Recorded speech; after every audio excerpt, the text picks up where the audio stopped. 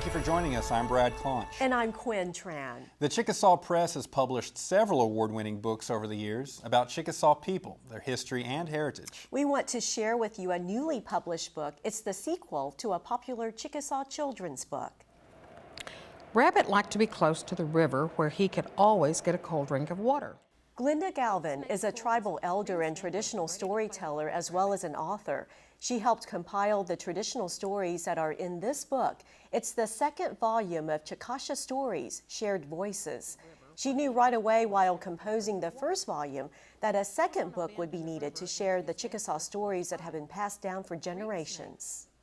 These stories, our stories are so old, and they have lessons that everyone needs to know. It's something that everyone can take with them in their hearts, in their souls. It can comfort, it can help you understand. But more than that, it just gives you wisdom that you carry with you for the rest of your life. The stories in the book are told in both Chickasaw and English, and each of the stories are beautifully illustrated by Chickasaw artist Jeanne Barbour. Later in this episode, Glenda will share one of her favorite tales in its entirety. Whether it's through books like Chickasaw Stories or through camps and workshops, the Chickasaw Nation has several programs for people to learn the tribe's native language. The language programs are available to Chickasaw citizens, including very young learners. And what did I say? Cole was out there? Kapasa? Kapasa? Everybody say Kapasa. The Chickasaw Nation Child Development Center incorporates the Chickasaw language through the curriculum and signage in the classroom. And we say Omba. Omba. Vera Tim speaks the Chickasaw language fluently. She teaches and interacts with little ones here, children from ages 1 to 4. She enjoys seeing how quickly they learn the language.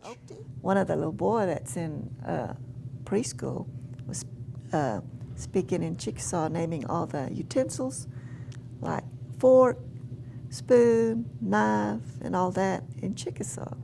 And I was glad to hear that, you know, because they do remember, and some of them will go home and speak Chickasaw. The Chickasaw Elder also teaches language classes for children in the Chickasaw Head Start program and older kids in the after-school program.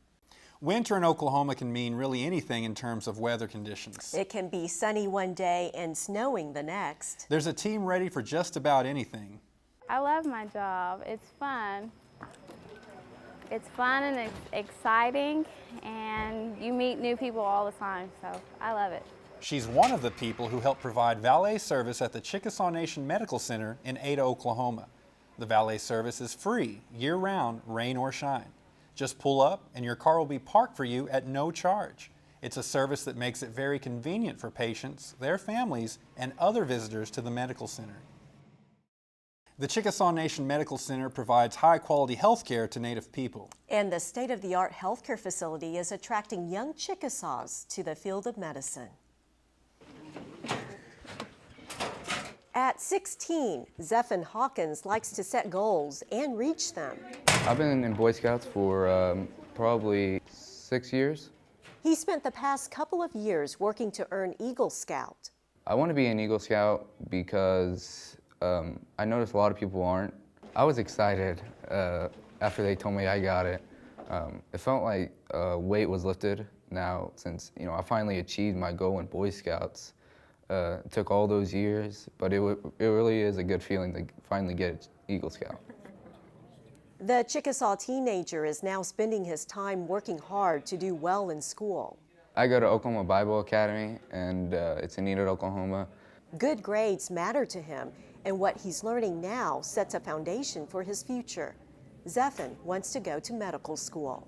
Healthcare intrigues me because the body is very complex and very special compared to any other organism on Earth. I want to grow up and be a doctor because of obesity in Native Americans. I want to stop diabetes. I want to progress this new generation coming up to make good, healthy habits. Zephan's goal is something that Dr. Kent Densen wants more Native students to pursue. And it's all about improving the lives of Native Americans in our area. The Association of American Medical Colleges says the number of applications for medical school from Native American students dropped more than 15% in 2011. Dr. Densen says it's important to have Native American role models in healthcare. At the Chickasaw Nation Medical Center, the technology, high-quality care, and Native health professionals help show the next generation of the career possibilities in healthcare. Being chief of staff, I just feel like it's my opportunity to give back to my people and, family, basically. So it's a great opportunity and great blessing. I think a lot of it is kind of a servant mentality. I think I've been given a lot of blessings. Yeah. Right, and I think that's something that is important lately. Governor Anatobia has been, encouraging us to learn the language of Chickasaw, and I think people definitely feel more comfortable and they respond to that when you're a hometown person, you're of the same tribe. They know where you came from, you know where they come from, so that's important. This young Chickasaw aspires to be a pediatrician and return to his tribe to serve its citizens. I think it's very important to have dreams and goals, because it sets a standard for you to reach. It's not impossible that if you put your mind to it and persevere, that you can make it to a leadership role and help others. Zephan is a great kid. He shared with me that when he grows up, he'd love to end up working at the Chickasaw Nation Medical Center and practice medicine there. Well, it's a great goal, and with hard work, he'll achieve it. Well, thanks so much for watching this episode of CNTV. We wrap up this program with Chickasaw storyteller Glenda Galvan. Here's one of the traditional stories featured in Volume 2, the latest publication of Chickasaw Stories.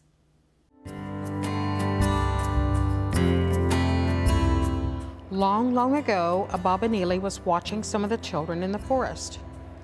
They were laughing, singing, and playing.